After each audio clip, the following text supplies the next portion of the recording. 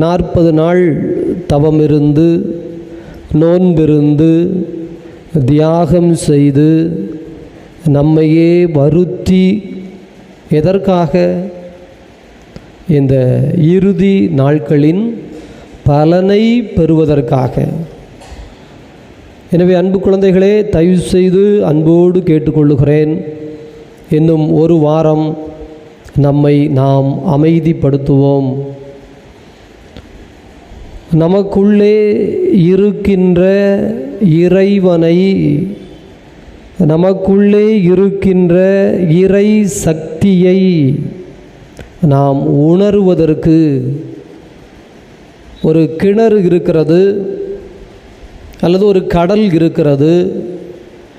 கீழே உங்களுடைய தங்கச் செயின் ஒன்று கிணற்றுக்குள் விழுந்து விட்டது, அல்லது கடலுக்குள் அந்த இடத்தில் முத்து இருக்கிறது என்று உங்களுக்கு தெரிந்து விட்டது. உள்ளே குதித்தீர்கள். மேலோட்டமாக நீந்துவது எளிது. கொஞ்சம் உள்ள அப்படியே தண்ணியை மேல் நோக்கி தள்ளி தள்ளி உள்ளே போகும்போது தம் கட்டணும், மூச்சு திணறும், முகமெல்லாம் சிவக்கும். பிரியமானவர்களே, ஒரு 2 அடி தூரத்திற்குள் வந்துவிட்டோம். கண்ணுக்கு தெரிகிறது கீழே அந்த பொக்கிஷம், விலை மதிப்பில்லாத அந்த முத்து கண்ணுக்கு தெரிகிறது. என்ன செய்வோம்? மூச்சு போய்விடுமோ என்று தோன்றுகிறது. மேலே போனால் வெறுங்கை. ஆனால் உயிரே போனாலும் பரவாயில்லை, இன்னும் கொஞ்சம் 2 அடி மூச்சை இறுக்க பிடித்து கொண்டு நம்மையே நாம் வருத்தி 2 அடி இறங்கினால் அந்த பொக்கிஷத்தோடு நாம் வீட்டிற்கு போக முடியும். யோசித்து பாருங்கள், 40 நாட்கள் ஓடிடுச்சு. தவக்காலம் சாம்பல் புதன் ஆரம்பித்து வைத்தது போல் தெரிகிறது.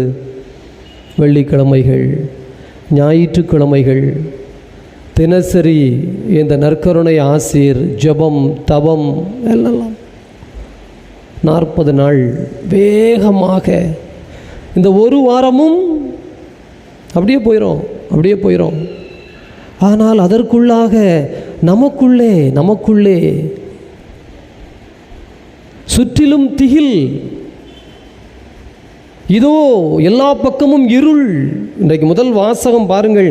ஒரு ஆன்மாவிற்கு, ஒரு உயிருக்கு, ஒரு மனதிற்கு இப்படிப்பட்ட ஒரு அனுபவம் வந்து நிற்கிற பொழுது பழி சுமத்துங்கள். வாருங்கள், எல்லோரும் சேர்ந்து அவனை விழச் செய்வோம். எதிரிகள் அல்ல, இயேசுவோடு இருந்தவர்கள், இயேசுவின் போதனையை கேட்டுக்கொண்டு. யூதாசு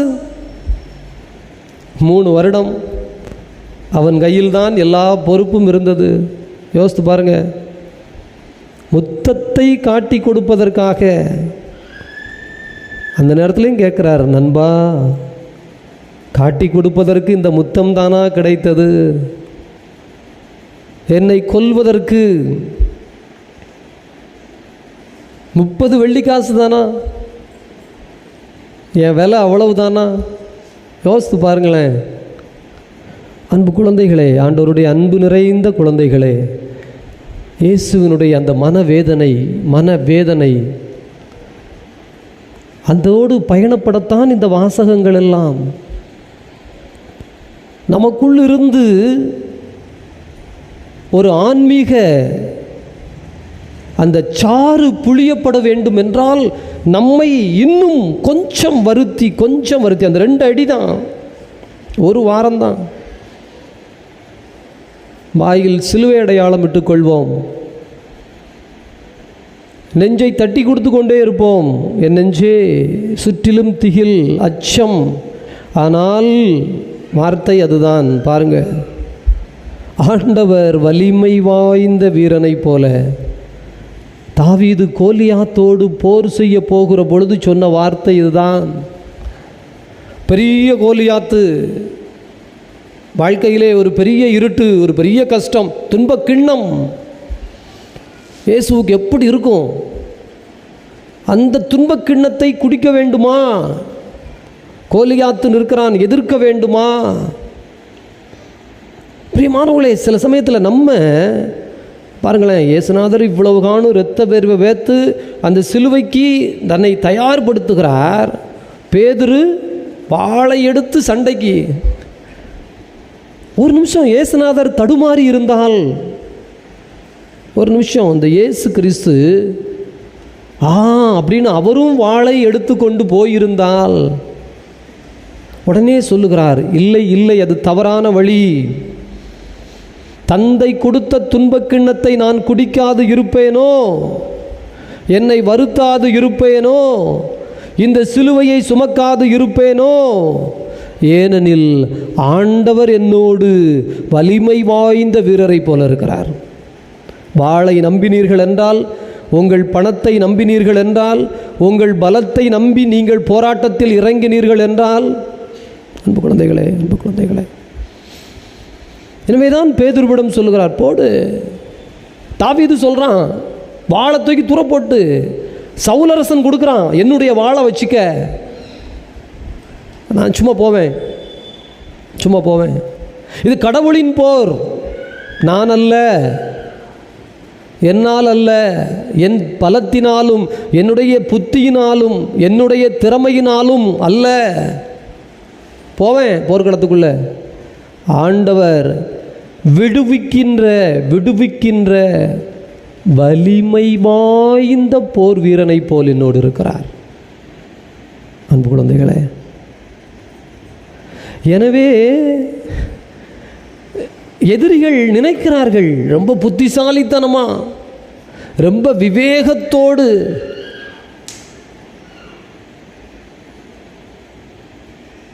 வசனம், அருமையான வசனம். அவர்கள் விவேகத்தோடு செயல்படுவதாக நினைக்கிறார்கள், ஆனால் அவர்கள் அப்படி செயல்பட முடியாது. ஏனெனில் ஆண்டவர் இதய சிந்தனையை, உள்ளுணர்வை அறிந்து வைத்திருக்கிறார். அப்போ என்ன அர்த்தம்? அதெல்லாம் பற்றி நீங்கள் கவலைப்படக்கூடாது. எதிர இருக்கிறவங்க என்ன செய்வாங்க, என்ன பண்ணுவாங்க, இது எப்படி ஆகுமா, இது அப்படி ஆகுமா, அப்படி போகுமா, இப்படி போகுமா, என் பிள்ளைங்க எப்படி வருமோ, என்ன செய்யும், வீட்டில் இந்த மாதிரி இருக்கு. ஐயோ, கவலை என்பது ஒரு இடியாப்பம் போல. நீங்கள் வந்து சிக்கு எடுக்கணும்னு முயற்சி பண்ணால் ஒப்பேறாது, முடியவே முடியாது. ரயில் தண்டவாளம் எங்கேயாவது போய் ஒன்று சேருமா? போயிட்டே இருக்கும் வாழ்க்கை. அன்பு குழந்தைகளே, உங்களுக்கு இருக்க வேண்டியது ஒரே ஒரு எண்ணம் தான். ஆண்டவர் வலிமை வாய்ந்த போர் வீரனை போல என்னோடு இருக்கிறார். இந்த 2 அடி, ஒரு வாரம், இன்னும் கொஞ்சம் தம் கட்டி, மூச்சடக்கி, வாயடக்கி, கஷ்டப்பட்டு, இன்னும் நம்மையே கொஞ்சம் வருத்தி, தியாகம் செய்து, அழுது புலம்பி, ஆண்டவரின் பாரத்தில் முழந்தால் படியிட்டே ஜெபித்து, எல்லா நாளும் உட்கார்ந்து ஜெபம் பண்ணியிருக்கலாம்.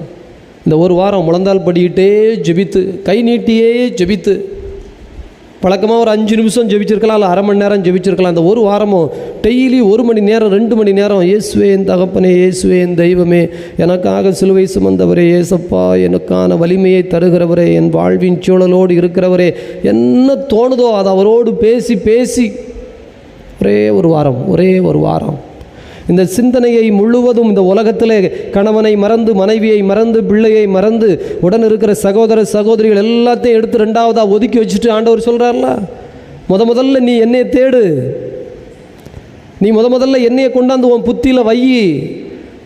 40 நாளும் செய்திருக்கணும். ஒரு வேளை இல்லைன்னா இந்த கடைசி ஒரு வாரம் எல்லா கவலையும் உங்கள் வீட்டுக்காரர் உங்கள்கிட்ட வந்து சொல்லலாம், இல்லை உங்கள் வீட்டுக்கார அம்மா சொல்லும், ஏங்க ஈஸ்டர் வருது, ஈஸ்டருக்கு என்ன செய்ய போகிறீங்க, ஈஸ்டர் முடிஞ்ச உடனே என்ன செய்ய போகிறீங்க, அது என்ன பண்ண போகிறீங்க, ஏம்மா ஒரு வாரம் பொறு, ஐயா கேளு. உங்கள் பிள்ளை கேட்கும், ஏம்மா பரீட்சை முடியுது, மே மாதம் ஏப்ரல் மாதம் எங்கே டூரு கூப்பிட்டு போறியா, அல்லது தாத்தா வீட்டுக்கு போகிறோமா, பாட்டி வீட்டுக்கு போகிறோமா, என்னென்ன ஏதேதோ உங்களுக்கு தான் தெரியும். உங்கள் குடும்ப சூழல் என்ன வேணாலும் யார் வேணாலும் சொல்லட்டும். ஒரு வாரம் இந்த புத்திகளை எதையும் நான் கொண்டு வரல, ஆண்டவரின் சிலுவை பாடு மட்டும் தயவு செய்து அதை கொண்டு வருவோம். ஆண்டவர் நற்செய்தியில் அழகாய் சொல்லுகிறார். ரொம்ப அருமையான வசனம் இதோ, நீங்கள் தெய்வங்கள்,